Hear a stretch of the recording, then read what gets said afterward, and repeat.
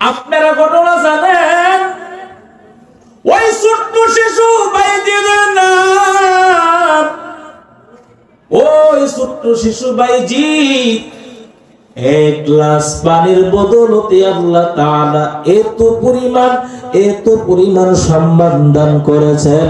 সারা দুনিয়ার মুসলমান তো দূরের কথা, বেঈমানেরা পর্যন্ত বাইজিদের নামটাকে শ্রদ্ধার সহিত নেয়। একটি গ্লাস পানির ফলে বাইজিদের কুলে তুলে হাত তুলে না বলে বাইজিদ কেউ নিবানাও, হাত তুলে না বলে বাইজিদ কেউ নিবানাও।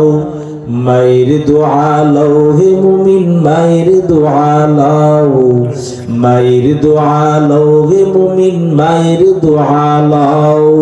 বিপদে পড়বে না তুমি যখন যেথায় যাও, বিপদে পড়বে না তুমি যখন যেথায় যাও। মায়ের দোয়া লও হে মুমিন, মায়ের দোয়া লও, মায়ের দোয়া লও হে মুমিন, মায়ের দোয়া লও। যাহা কিছু হও না কেন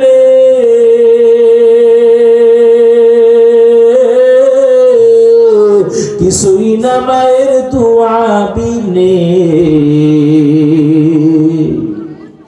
বাস্তবে না বুঝে মনে কইরো না যে ফাও, বাস্তবে না বুঝে মনে করো না যে ফাও।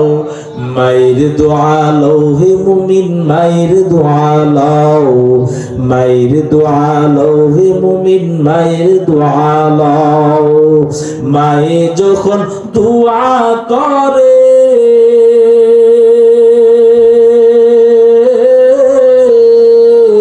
চলে যায় আরশ পরে, মায়ে যখন দোয়া করে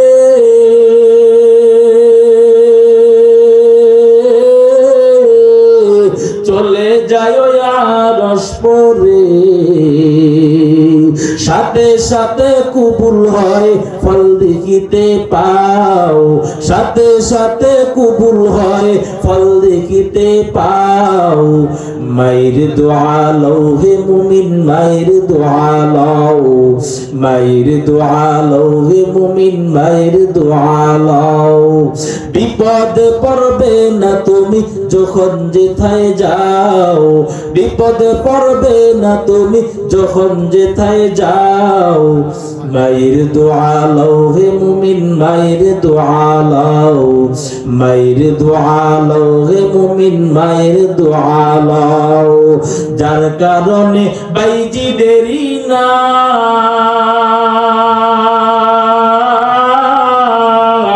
ছড়িয়েছে বিশ্ব ভুবন। ছোট্ট শিশু বাইজিদের মতো সবাই হও, ছোট্ট শিশু বাইজিদের মতো সবাই হও। মায়ের দোয়া লও হে মুমিন, মায়ের দোয়া লও, মায়ের দোয়া লও হে মুমিন, মায়ের দোয়া লও। বিপদে পড়বে না তুমি যখন যেথায় যাও, বিপদে পড়বে না তুমি যখন যেথায় যাও।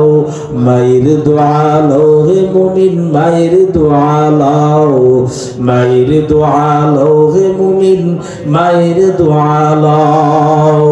খেদমতে মা দরপেদর কুন সুবহ শাম, তাকে বাসি দরদ আলম নেকো নাম। খেদমতে মা দরপেদর কুন এখতিয়ার, তাকে বাসি দরদ আলম বখতিয়ার। এই আল্লাহর বান্দা যুবক, ও বিদ্যুৎ, ওই বিদ্যাকুটির মুসলমান, ওই মা বাবা যার নাকি দুনিয়ায় নাই সে বুঝে মা হারানোর ব্যথা, যার নাকি বাবা নাই সে বুঝে বাবা হারানোর ব্যথা। এই যুবক, আমার আপনার নবী ছিল বড় ইতিম।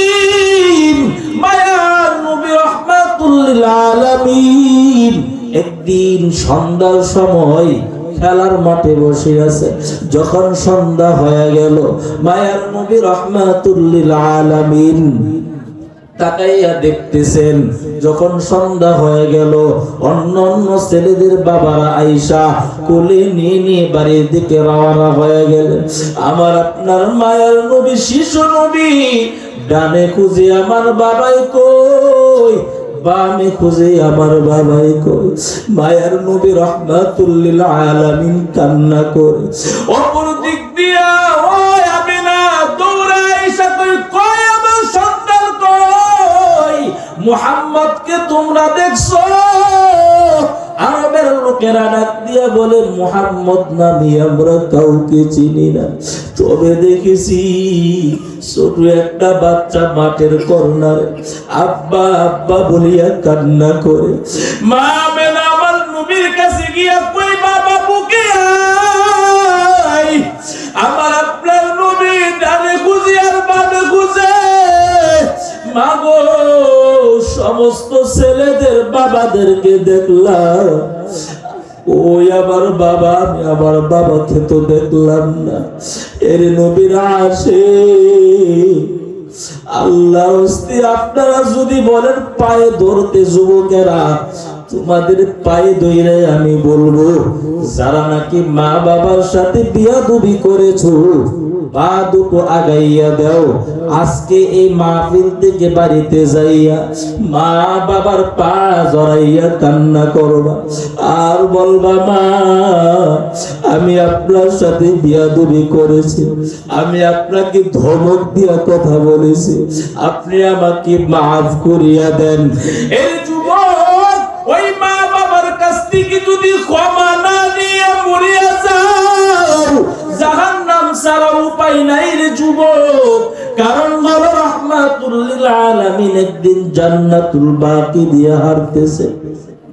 হঠাৎ করে তাকাইয়া দেখতেছেন একটা কবরের মধ্যে আযাব চলে। মায়ার নবী আল্লাহকে বললেন, আল্লাহ এই কবরের মধ্যে আযাব হওয়ার কারণটা কি? আল্লাহ পাক জানাইয়া দিলেন, ও পয়গম্বর, এই কবরওয়ালা সে তার মায়ের সাথে বিয়াদবি করেছে। মায়ার নবী আল্লাহকে বললেন, আল্লাহ এই কবরওয়ালার মা কি এখনো জমিনে বেঁচে আছে? বলে হাত। আল্লাহর কাছ থেকে পরিচয় লইয়া সাহাবায়ে কেরামদেরকে দিয়া ওই মাকে নবীর সামনে আইনা হাজির করলেন। মাকে আনার পরে মায়ার নবী বলতেছেন, আম্মা জান, আপনি আপনার সন্তানটাকে মাফ করিয়া দেন, সন্তানটাকে মাফ করিয়া দেন। এই কথা বলার পরে মায়ার নবী রাহমাতুল লিল আলামিন যখন মাকে বললেন, মা দুইটা চোখের পানি ছেড়ে দিয়া বলেন, ও পয়গম্বর, আমি আমার সন্তানের মাফ করব না। কারণ আমার মায়ার নবী কারণ জানতে চাইলেন, মা আপনি কেন মাফ করবেন না? মহিলা ডাক দিয়া বলতেছেন, নবী আমার এই সন্তান একদিন আমার সাথে ঝগড়া তর্কে জড়াইয়া হাতের মধ্যে একটা ইটা নিছে, হাতের মধ্যে একটা ইটা নিয়ে আমার মাথার মধ্যে আঘাত করেছে। আমি মা রক্তমাখা অবস্থায় জমিনের মধ্যে পড়ে গেলাম, অতএব আমি আমার সন্তানের মাফ করব না। এই কথাটা বলার পরে মায়ার নবী ডাক দিয়া বলতেছিল, মালিক এই মায়ের চোখের সামনে একটু সন্তানের কবরের আযাবটা দেখাইয়া দেন। যখন মা সন্তানের আযাবটা দেখলেন, মা একটা চিৎকার দিয়া বলেন, পয়গম্বর আমি আমার সন্তানটাকে মাফ করে দিলাম। কারণ হলো সন্তান আমাকে যতই কষ্ট দেয়, যতই অন্যায় করে না কেন, আমি মা তা সহ্য করে নিতে পারি, কিন্তু সন্তান যদি কোনো মুসিবতের মধ্যে থাকে, আমি মা তা সহ্য করতে পারি না। এই আল্লাহর বান্দারা, মা বাবার কাছ থেকে গিয়ে ক্ষমা চাও। মা বাবার কাছ থেকে যদি ক্ষমা না নিয়ে থাকো, জবান দিয়া কালিমা নসিব হবে না, জবান দিয়া কালিমা আসবে না রে বাবা। কারণ মায়ার নবী রাহমাতুল লিল আলামিনের একজন সাহাবী আলকামা রাদিয়াল্লাহু তাআলা আনহু ইন্তেকালের আগে জবান দিয়া কোনো কালিমা আসে না, চুপ হয়ে আছেন। সাহাবায়ে কেরাম চতুর্দিক দিয়ে বসে আছেন। মদিনার নবীকে বলেন, পয়গম্বর জবান দিয়া কালিমা আসে না, আল্লাহ পাক রব্বুল আলামিনের কাছ থেকে পরিচয় নিয়া এবার আলকামার মাকে বললেন, সাহাবায়ে কেরাম ওই আলকামার মাকে আমার সামনে নিয়ে আসো। যখন আমার মায়ার নবীর কাছে আসলেন, মাকে বলতেছেন, আলকামারে মাফ করিয়া দেন, আলকামার জবান দিয়া কালিমা নসিব হচ্ছে না, তাড়াতাড়ি আপনি মাফ করিয়া দেন।